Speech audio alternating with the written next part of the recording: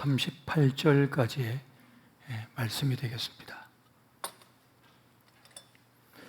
우리 한 절씩 보시고 마지막 절은 같이 보겠습니다. 주께서 그들의 자손을 하늘의 별같이 많게 하시고 전에 그들의 열조에게 들어가서 차지하라고 말씀하신 땅으로 인도하여 이르게 하셨으므로 그 자손이 들어가서 땅을 차지하되 주께서 그 땅 가나안 주민들이 그들 앞에 복종하게 하실 때에 가나안 사람들과 그들의 왕들과 본토 여러 족속들을 그들의 손에 넘겨 임의로 행하게 하시며 그들이 견고한 성읍들과 기름진 땅을 점령하고 모든 아름다운 물건이 가득한 집과 판우물과 포도원과 감람원과 허다한 감옥을 차지하여 배불리 먹어 살찌고 주의 큰 복을 즐겨 싸우나 그들은 순종하지 아니하고 주를 거역하며 주의 율법을 등지고 주께로 돌아오기를 권면하는 선지자들을 죽여 주를 심히 모독하였나이다. 그러므로 주께서 그들을 대적의 손에 넘기사 그들이 곤고를 당하게 하시매 그들이 환난을 당하여 주께 부르짖을 때에 주께서 하늘에서 들으시고 주의 크신 국률로 그들에게 구원자들을 주어 그들을 대적의 손에서 구원하셨거늘 그들의 평강을 얻은 후에 다시 주 앞에서 악을 행함으로 주께서 그들을 원수들의 손에 버려두사 원수들에게 지배를 당하게 하시다가 그들이 돌이켜 주께 부르짖음에 주께서 하늘에서 들으시고 여러 번 주의 긍휼로 건져내시고 다시 주의 율법을 복종하게 하시려고 그들에게 경계하셨으나 그들이 교만하여 사람이 준행하면 그 가운데에서 삶을 얻는 주의 계명을 듣지 아니하며 주의 규례를 범하여 고집하는 어깨를 내밀며 목을 굳게 하여 듣지 아니하였나이다.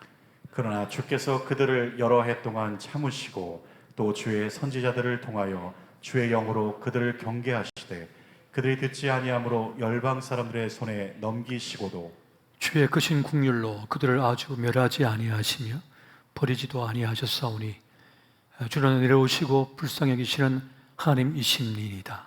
우리 하나님이여 광대하시고 능하시고 두려우시며 언약과 인자하심을 지키시는 하나님이여 우리와 우리 왕들과 방백들과 제사장들과 선지자들과 조상들과 주의 모든 백성이 아수르 왕들의 때로부터 오늘까지 당한 모든 환난을 이제 작게 여기지 마옵소서. 그러나 우리가 당한 모든 일에 주는 공의로우시니 우리는 악을 행하여 싸우나 주께서는 진실하게 행하셨음이니이다. 우리 왕들과 방백들과 제사장들과 조상들이 주의 율법을 지키지 아니하며 주의 명령과 주께서 그들에게 경계하신 말씀을 순종하지 아니하고 그들이 그 나라와 주께서 그들에게 베푸신 큰 복과 자기 앞에 주신 늙고 기름진 땅을 누리면서도 주를 섬기지 아니하며 악행을 그치지 아니하였으므로 우리가 오늘날 종이 되었는데 곧 주께서 우리 조상들에게 주사 그것의 열매를 먹고 그것의 아름다운 소산을 누리게 하신 땅에서 우리가 종이 되었나이다. 우리의 죄로 말미암아 주께서 우리 위에 세우신 이방 왕들이 이 땅에 많은 소산을 얻고 그들이 우리의 몸과 가축을 임의로 관할하오니 우리의 곤란이 심하오며 우리가 이 모든 일로 말미암아 이제 견고한 언약을 세워 기록하고 우리의 방백들과 레위 사람들과 제사장들이 다 임봉하나이다 하였느니라. 아멘. 할렐루야. 이 수요일 저녁 하나님의 크신 은혜 말씀의 은총이 예배당에서 영상으로 함께하는 모든 분들에게 함께 임하시기를 예수 이름으로 축원드립니다.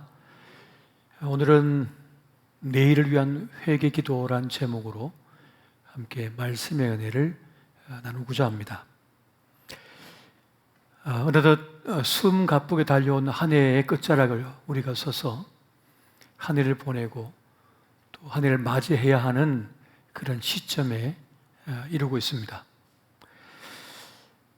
신비하게도 한 해를 보내는 쓸쓸한 계절에 주님께서는 대림절기 성탄 시즌을 주심으로 우리를 외롭게 하지 아니하시고 그렇게 기쁨과 즐거움으로 이 계절을 보내게 하셨습니다.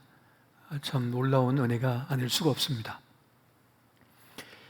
어릴 적 아버지로부터 매듭 짓는 법을 배운 적이 있습니다. 아무리 덩치가 크고 힘센 억센 항소를 할지라도 이 줄만 잘 묶어서 매듭 지어 놓으면 이 얇은 줄인데도 불구하고 절대 도망갈 수 없다는 것입니다. 그래서 한날은 매듭을 배우긴 배웠는데 어설퍼가지고 잘 맨 것 같은데 이게 풀어졌는지 이 항소가 온 천지 사방을 뛰어다니는 겁니다. 그거 잡는데 한 2-3시간을 소비했던 기억이 납니다. 그 다음부터는 이 매듭 짓는 법을 제대로 배워가지고 한번 휙 감아가지고 당겨 놓으면 천하장사가 와서 당겨도 풀려지지 않을 그런 매듭을 그렇게 배운 적이 있습니다. 일도 사람도 어떤 관계도 매듭을 잘 지어 놓지 않으면 그동안의 수고와 애씀이 허사가 되는 경우가 참 많습니다. 그래서 우리는 한 해를 보내고 또 한 해를 시작하는 이 시점에서는 무슨 일이든 매듭을 잘 지어야 한다 하는 말씀을 드리고자 합니다. 시인이자 극작가인 T.S. 엘리엇이 그런 말을 하죠. 끝을 맺는 것은 시작하는 것과 같다. 끝나는 곳에서 우리는 시작한다는 그런 말을 하고 있습니다. 그러니까 다시 무엇인가를 시작하기 위해서는 매듭을 잘 지어야만 한다는 것을 말해 주는 말인 것이죠. 그래서 실패를 했으면 실패를 인정해야 됩니다. 그것이 실패를 매듭 짓는 법입니다. 그리고 패배했으면 패배한 것을 인정하는 것입니다. 그것이 패배를 매듭을 잘 짓는 것입니다. 어떤 성공을 거두었으면 이 성공에 대하여 감사로 매듭을 지을 수가 있어야만 합니다. 그것이 감사로 매듭 짓는 것이 성공을 매듭 짓는 중요한 법이 됩니다. 만약 죄를 지었다면 그 죄에 대하여 반드시 회개함으로써 매듭을 지어야만 합니다. 그 죄를 그냥 덮어두거나 그냥 내버려두거나 방치한다면 그것은 크나큰 문제로 커질 것이기 때문에 그렇습니다. 그래서 죄를 매듭 짓는 길은 오직 회개밖에 없다는 것을 우리가 기억해야 하겠습니다. 한 해 끝자락에서 더 나은 내일, 더 나은 새해를 맞이할 수 있는 길은 어디 있느냐? 많은 것들이 있겠지만은 오늘 저는 회개에 대해서, 회개로 매듭 짓는 법에 대해서 말씀을 드리고 싶습니다. 왜냐하면 회개 기도는 그 어떤 기도보다 더 나은 내일을 얻게 하는 은총의 기도가 되기 때문에 그러합니다. 예수님께서 공생의 사역을 시작하실 때 처음으로 하신 외친 말씀이 뭐였습니까? 회개하라, 천국이 가까웠느니라 라고 하셨던 그 말씀을 우리가 기억하게 됩니다. 지난날의 실패와 아픔을 넘어서서 새로운 내일, 새로운 인생을 맞이하기 위하여 우리는 죄를 자백하고 그 은혜를 덧입어야 된다는 것을 주님께서 말씀하고 계시는 것입니다. 그래서 성경을 보면 온통 회개하라고 하는 메시지로 가득 차 있는 것을 보게 됩니다.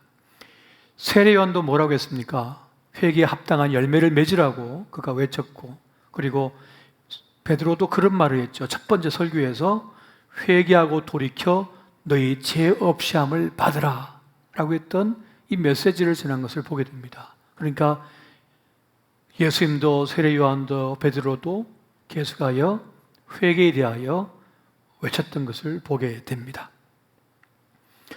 구약 성경을 보면 이 죄에 대하여, 죄를 뜻하는 단어인 카타라고 하는 말이 있는데 관역을 벗어나 버렸다, 그 길을 잃어버렸다, 이렇게 말해주고 있는 것을 보게 됩니다. 그러니까 회개라고 하는 것은 뭡니까? 다시 어긋났던 그 길에서 돌아와 본래 길로 돌아온 것, 이것이 바로 회개의 모습이라는 것입니다. 그렇게 본다면 신앙생활이라고 하는 것은 뭡니까? 신앙생활은 하나님께로 돌이키는 부단한 과정이다, 이렇게 말을 할 수가 있겠습니다. 사실 깊은 기도에 들어가게 되면 보이는 것이 있습니다. 깨달아지는 것이 있습니다. 느껴지는 바가 내 안에 있게 됩니다.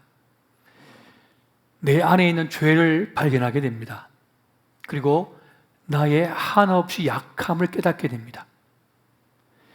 기도하면 할수록 더 깊은 기도에 들어갈수록 죄를 깨닫게 되고 나의 약함을 깨닫게 되는 것입니다. 그러니까 이제 보이니까 그 죄를 제거할 수 있게 되고 약한 것을 알았으니까 주님께 은혜를 구하게 되는 겁니다. 그렇게 그러한 자리로 나아가게 되는 것이죠. 우리가 기도를 하게 되면 성령님께서 우리로 하여금 죄를 깨닫게 하고 보게 만드십니다. 내 안의 죄악을 깨닫게 하시는 거예요. 이제는 내가 다 이겨먹었고 싸워 쟁취했는데 그게 성공이라고 봤고 괜찮은 거라고 봤는데 기도하다 보니까 그때 내가 왜 그런 말을 했지? 그런 악담을 왜 했지? 그런 단정적인 말을 내가 함부로 했지? 누군가에 대해서 말한 거, 또 내가 마치 교회를 다 아는 것처럼 이것이 내가 원하는 교회이고 이것이 하나님께서 원하신 교회라고 딱 틀을 만들어 놓고 그걸 주장했던 것이 너무 부끄럽게 느껴지는 거예요. 하나님께서 꿈꾸시는 교회가 거의 네가 생각하는 그 정도밖에 안 되냐라고 주님께서 깨닫게 해주시는 거예요. 제가 그 10대 시절에 대한예수교 장로회 고신척 학생회장을 했거든요. 그러면 여러 교단의 교회에 이제 학생회장 모이잖아요. 근데 그때 당시에는 순복음을 좀 이단시하는 경우가 있었어요. 그래서 우리가 다 모여 있는데 그 순복음 교회 회장이 한 명이 들어오니까 야, 이단 왜 왔어? 이러면서 저희가 쫓아버렸거든요. 철딱서니가 없어 아무것도 몰랐던 거예요. 그때는 아직 어렸을 때니까 그냥 어른들이 들려주는 말 그대로 들었단 말이죠. 그때 87년도 86년도에 때니까 지금 생각해보면 너무 미안하고 너무너무 죄스러운 거예요. 그 아이가 울면서 나갔다니까요. 그렇게 기도를 하다 보면 깊게 들어가게 돼요. 그리고 나를 발견하게 되는 거죠.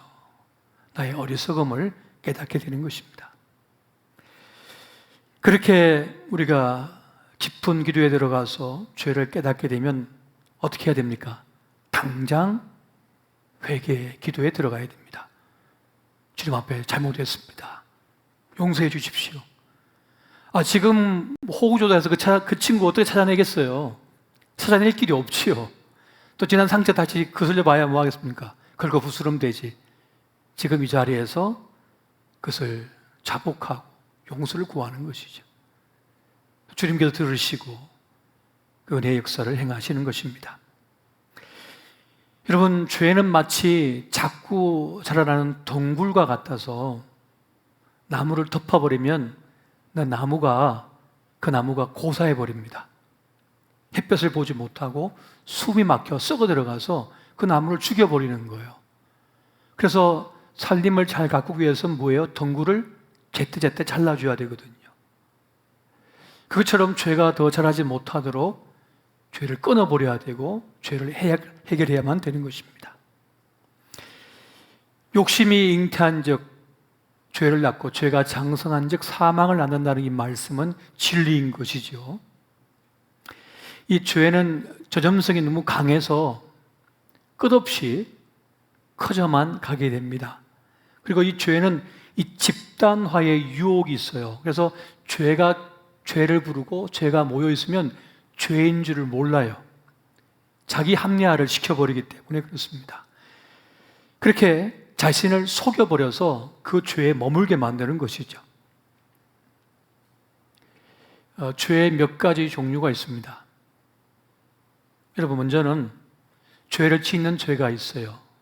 그 다음은 죄를 알면서도 회개하지 않는 죄가 있습니다. 그리고 지은 죄를 변명하는 죄로 넘어가게 되고 나중엔 그 지은 죄를 정당화하게 됩니다.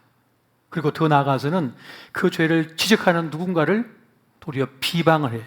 도리어 정죄해버려요. 그리고 다른 사람도 다 그렇게 하지 않냐고 하면서 회개를 거부해버리는 자리에까지 나가게 됩니다. 그럼 이제 구제불능의 운명에 나가게 되는 것이죠. 자기가 만든 그림자가 자기의 운명이 되도록 만들어버리는 일을 가져옵니다. 그래서 내 속의 죄를 깨달았을 때는 당장 회개 기도에 들어가서 주님 용서해 주십시오. 제가 죄인 것을 알았습니다. 자백합니다. 주의 십자가의 은혜로 버을려서 나를 씻어 주십시오. 하고 주의 은혜를 구하는 것입니다. 그렇게 죄의 문제를 해결하는 길은 오직 한 가지밖에 없습니다. 죄를 회개하는 것입니다. 할렐루야! 반드시 회개하셔야만 합니다. 여러분, 결국 하나님의 뜻을 움직일 수 있는 것도 이 회개의 기도이고요. 그리고 하나님을 기쁘시게 하는 것도 바로 이 회개의 기도입니다. 주님께 너무 기뻐하셔요.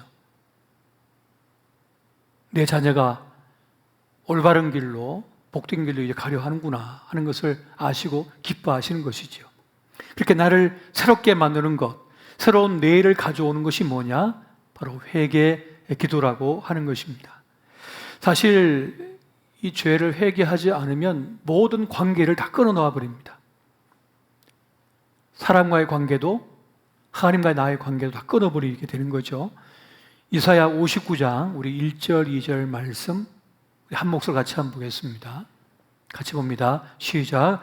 여호와의 손이 짧아 구원하지 못하심도 아니요 귀가 둔하여 듣지 못하심도 아니라 오직 너의 죄악이 너희와 너의 하나님 사이를 갈라놓았고 너희 죄가 그의 얼굴을 가려서 너희에게서 듣지 않으시게 함이니라. 아멘. 하나님의 구원의 역사하신 은혜가 나를 향하여 와야 되는데 이 죄가 가로막아 버린다는 거죠. 그 관계를 단절시켜 버린다는 것입니다. 그래서 그 죄는 결국 나를 외톨이가 되게 만들어 버리는 것입니다. 아무리 포장을 잘하고 멋지게 화려하게 꾸며 놓아도 죄는 작동을 합니다. 회개하지 않는 이상 그 죄는 작동을 계속해요. 점점 커지는 거죠. 그래서 하늘로부터 오는 각양 좋은 것들이 나에게 미치지 못해요. 그리고 땅으로부터 오는 것도 나에게 미치지 못하게 막아버리게 됩니다. 그러니까 스스로 분리되는 거예요. 스스로 단절되는 거예요. 분명히 기도하면 내가 욕심 부려가지고 내가 원하는 뭔가 목적이 있는데 요건 숨긴 채 온갖 다른 말로 다 포장해가지고 말이죠. 합리화를 시켜서 있겠지만 자기 양심은 알거든요. 양심이 나를 찌르고 있거든요. 그런데도 자기의 체면과 자기 입장과 자기 영광과 자기 이름을 위하여 끝없이 당당하게 나섭니다만 성령께서는 계속 양심을 찔러버리시는 거예요. 이실직고 해. 솔직히 말해. 네가 원하는 건 그게 아니었잖아. 성령께서 깨닫게 하시면 거기서 엎드려 자복하고 회개하고 주님 솔직히 저는 이랬습니다 하고 항복을 해야 되는 거예요. 안 그러면 하늘로부터 오는 각양 좋은 은사, 좋은 선물, 땅으로부터 오는 모든 걸 스스로가 다 막아버리고 아직 고집 때문에, 불통 때문에 정말 좋은 것들로부터 떨어져 나가는 그런 결과를 초래하고 맙니다. 그러므로 여러분, 회개는 매우 중요한 기도이며, 그리고 회개는 나를 바로 세우며 하나님을 다시 얻게 만들고 사람을 얻게 만들고 내 인생을 되찾게 만드는 재창조의 역사를 가져오는 것, 그것이 바로 회개의 기도라고 하는 것입니다. 자기 인생을 새롭게 창조해 버리는 거예요. 새로운 기회가 주어지는 거예요. 새로운 길이 열어져 버리는 거예요. 회개하면 말이죠. 그리고 잃었던 친구도 되찾습니다. 친구야, 내가 미안했다. 그때 내가 너무 심했던 것 같아. 그러면 그 친구를 다시 얻는 거예요. 다시 얻는 거예요. 잃었던 사람을 다시 얻는 거란 말이죠. 아들에게도 아들아, 내가 젊었을 때 아비 교육도 못 받고, 그래서 너 어릴 때 함부로 말하고 행동한 거 아들아 미안하다. 그러면 아들을 되찾는 거예요. 그렇지 않으면 그 아들은 평생 한 귀퉁이 속에서 아버지 나를 미워한다, 아버지 나를 싫어한다, 나 아버지께 인정받지 못했다, 사랑받지 못했다 하면서 평생 어두운 그늘 속에 살면서 고통 속에 살아갈 수 있는 거예요. 솔직히 여러분, 자식들한테 늘 좋은 것만 했습니까? 실수 안 했습니까? 어설퍼가지고, 엄마로서 어설프고 아빠로서 어설펐잖아요. 솔직하게 미안했다 아들아 딸아 하고 용서를 구하면 그 아이의 마음속에 있는 그 엉어리가 눈 녹지 다 녹아버리는 거예요. 진심으로 끌어안는 아빠 엄마 아들 딸 되는 거 아닙니까? 뭐가 중요한 거예요? 체면이 중요한 거예요? 사람이 중요하지. 하나님 앞에서도 마찬가지입니다. 진실로 내 죄를 깨닫게 된다면 회개해야 되는 것입니다. 사도 바울이 그런 말을 합니다. 이 죄가 얼마나 나를 끌어당기는지, 내가 그래서 어떻게 해결할지 모르겠다는 고백을 할 때가 있습니다. 로마서 7장 우리 21절부터 24절까지 말씀 같이 한번 보겠습니다. 한 목소리 봅니다. 시작. 그러므로 내가 한 법을 깨달았노니 곧 선을 행하기 원하는 나에게 악이 함께 있는 것이로다. 내 속사람으로는 하나님의 법을 즐거워하되 내 지체 속에서 한 다른 법이 내 마음의 법과 싸워 내 지체 속에 있는 죄의 법으로 나를 사로잡는 것을 보는도다. 오라, 나는 공고한 사람이로다. 이 사망의 몸에서 누가 나를 건져내랴. 아멘. 공고하다, 괴롭다 이 말이죠. 분명히 내 한 마음에는 거룩하고 선하며 존귀한 삶을 살고 싶지만 또 한켠에서는 자꾸 끌어당기는 죄의 속성, 죄의 인력이 있어 끌어당긴다는 거죠.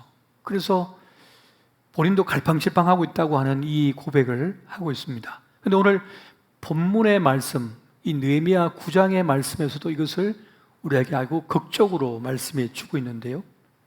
사실 느헤미야 9장은 회개의 장입니다. 회개의 장으로 불려요.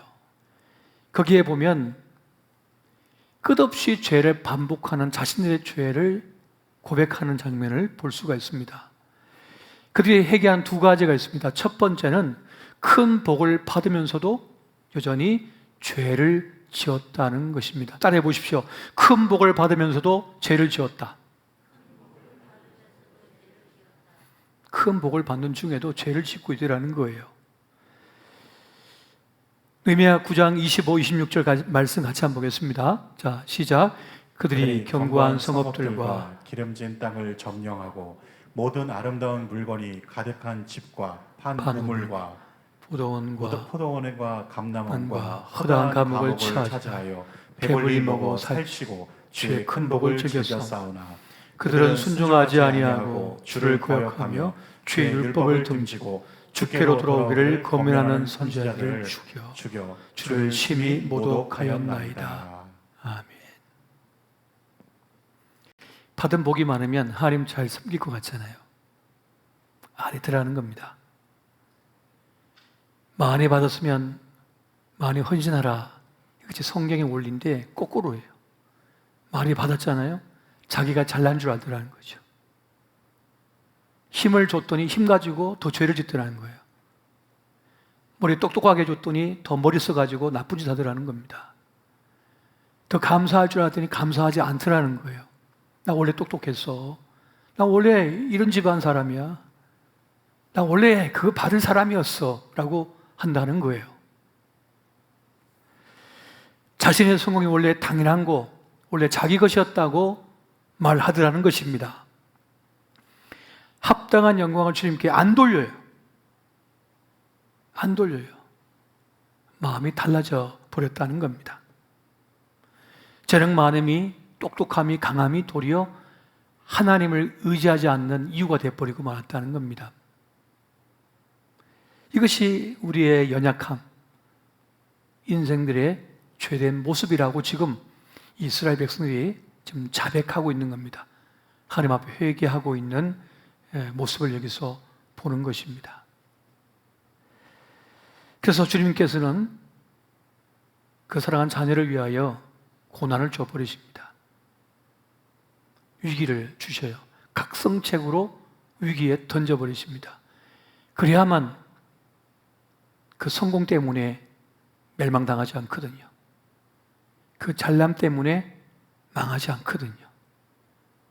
아무리 많은 걸 소유하고 누렸어도 하나님을 잃으면 다 잃는 것이니까 하나님을 잊지 않게 하기 위하여 그의 손이 쥔 것을 깨트려 버리시는 거죠. 명예를 부셔버리시고 그의 성공을 아무것도 아닌 빈 껍데기로 만들어버리셔서 주님이 진짜 내 보배구나 하는 걸 깨닫게 만들어버리신다는 것입니다. 이것을 이 이스라엘 백성들이 지금 깨닫게 되었다는 거예요. 그런데 늘 하나님 앞에 겸허히 겸손할 줄 아는 사람, 회개할 줄 아는 사람은 뭡니까? 이러한 자리까지 나아가지 않지요. 그래서 다윗은 회개의 사람 아니었습니까? 철저하게 회개한 사람이었죠. 그렇기 때문에 여러 가지 고난 속에 있었지만 끝내는 하나님 앞에 신실한 종으로 쓸 수가 있었던 것입니다. 두 번째는 징계를 받고도 죄를 지었다는 것입니다. 한번 따라해 보십시오. 징계를 받고도 죄를 지었다. 거듭 징계를 받고 했으면서도 또 죄를 밥 먹듯이 행하더라는 것입니다. 느헤미야 9장 28절, 29절 같이 한번 보겠습니다. 시작. 그들이 평강을 얻은 후에 다시 주 앞에서 악을 행함으로 주께서 그들을 원수들의 손에 버려 두사 원수들에게 지배를 당하게 하시다가 그들이 돌이켜 주께 부르짖음에 주께서 하늘에서 들으시고 여러 번 주의 긍휼로 건져내시고 다시 주의 율법을 복종하게 하시려고 그들에게 경계하셨으나 그들이 교만하여 사람이 준행하면 그 가운데서 삶을 얻는 주의 계명을 듣지 아니하며 주의 길을 범하여 고집하는 어깨를 내밀며 목을 굳게 하여 듣지 아니하였나이다. 아멘. 거듭된 죄의 반복이 있더라 하는 것입니다. 왜 자꾸 거듭되어지는 것일까요? 왜 자꾸만 이것을 반복하는 것일까요? 그 이유는 주님과 온전한 연합을 이루지 못했기 때문에 그렇습니다. 한 몸이 되지 못했기 때문인 거죠. 우리가 주님과 우리를 관계를 신랑 신부의 관계로 한 몸으로 비유를 하거든요. 그 말은 무슨 말입니까? 주님과 깊은 연합을 통하여 주님이 내 중심에 들어오셔야 되는 거예요. 이스라엘 백성이 광야 길을 지날 때 성막은 항상 어디 있었습니까? 중심에 있었죠. 그 진영의 중심에 성막이 있었습니다. 그러니까 하나님께서 내 삶의 중심에 들어와 있어야 돼요. 센터가 되셔야 된단 말이죠. 그분이 내 삶의 중심에 들어와 버리면 내 생각, 내 판단, 내 뜻, 모든 계획이 주님과 한 마음을 이루니까 그분의 인도하심, 그분이 바라보심을 내가 보게 되고 그분이 느끼시는 걸 내가 느끼게 되는 거죠. 결국 신앙생활을 오래 해서 연륜이 깊어졌다는 말은 무슨 말입니까? 하나님과 더 가까워졌다는 걸 말하는 거잖아요. 그래서 다윗을 주님께서 뭐라 했습니까? 내 마음에 합한 자라. 내 마음에 합한 자라. 사람 볼 때에도 어떤 일을 볼 때에도 교회를 볼 때에도 이 세상을 볼 때에도 하나님께서 보시는 눈으로 마음으로 보고 품는 그런 크리스천 하나님의 사람이 된다는 것입니다. 그렇게 될 때 죄를 벗어날 수가 있고 하나님의 의로운 손과 발이 될 수가 있다는 것입니다. 오늘날 교회가 위기에 처한 이유는 다른 데 있는 것이 아니라 교회를 하나님 중심으로 끌고 가지 않고 세상의 단체나 세상의 것으로 판단하고 바라보기 때문인 것입니다. 교회를 견줄 세상에 어떤 조직도 없습니다. 교회는 고요한 것입니다. 어디다가 교회를 갖다 붙이는 건 불가능한 일이에요. 교회는 교회일 뿐인 것입니다.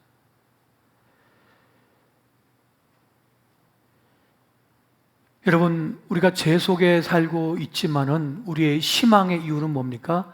하나님의 긍휼하심이 항상 우리에게 있다는 것입니다. 끝없이 우리가 회개하고 자복하고 주님 앞에 나를 내려놓을 때 주님께서는 지난날의 죄의 꽈를 잊어주시고 새롭게 그 길을 가도록 이끌어주시고 그리고 기회를 주신다는 사실입니다. 에가서 3장에 보니까 이렇게 말씀합니다. 그가 비록 근심하게 하시나 그의 풍부한 인자하심에 따라 긍휼히 여기실 것임이라. 주께서 인생으로 고생하게 하시며 근심하게 하시면 본심이 아니시로다. 고생 주려고 하는 것이 아니라는 것입니다. 긍휼과 자비로 이끄십니다 라고 말씀합니다. 때로는 하나님께서 우리의 기도를 외면하시는 것 같고 엄하게 대하는 것 같지만 하나님의 사랑은 그치지 않고 우리에게 늘 향하고 계시고 그 사랑을 초래하지 않기 때문에 그것이 우리의 희망이요 기쁨의 이유가 된다는 것을 말씀하시는 것입니다. 여러분, 하나님 앞에 나아가 회개할 때 우리는 지난날의 과거를 청산할 수 있게 되고 새로운 내일을 열어갈 수 있게 되어집니다. 왜냐하면 주님께서 우리에게 새 길을 허락하실 것이기 때문에 그렇습니다. 그 길을 주시기 때문에 그렇습니다. 그러므로 여러분, 회개하는 것을 두려워하지 마십시오. 어려워하지 마십시오. 주님 앞에 내 죄를 자복하고 또 새로운 기회를 주시기를 구할 때 주님께서는 우리를 선하게 보시고 귀하게 보셔서 우리의 내일을 열어주실 것입니다. 여러분, 한 해를 마무리한 이때에 내일을 여는 기도, 이 회개 기도를 놓치지 마시고 한 3일 동안은 여러분 회개 기도로 한번 들어가 보십시오. 깊은 회개 기도 들어가셔서 올해 또 지난날의 내 모든 죄가를 주님 앞에 자백하며 구할 때 주님께서는 새롭게 시작할 수 있는 그 길을 열어주실 것입니다. 그렇지 않으면 숨 막혀요.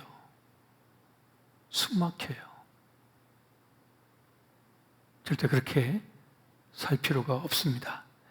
그렇게 깊은 회개를 통하여 죄의 사슬을 끊어버리고 다시 시작하는 그 은혜를 누리시기를 예수 이름으로 축원드립니다.